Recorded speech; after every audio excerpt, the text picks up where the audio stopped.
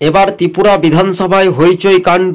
CPM ও বিজেপির বিধায়কদের মধ্যে রীতিমতো 10,323 চাকুরি নিয়ে ফের কিন্তু অভিযোগ মন্ত্রী সুশান্ত চৌধুরীর বিরুদ্ধে বাম বিধায়করা। এই মুহূর্তের উত্তর পূর্বে রাজ্যে ত্রিপুরায় যেহেতু বিধানসভায় অধিবেশন চলাকালীন ত্রিপুরা রাজনৈতিক যে পরিস্থিতি চলছে বর্তমানে, সেটা নিয়ে কতটা স্পষ্ট করবে সরকার পক্ষ বা বিধায়করা, এটাই এখন দেখার বিষয়।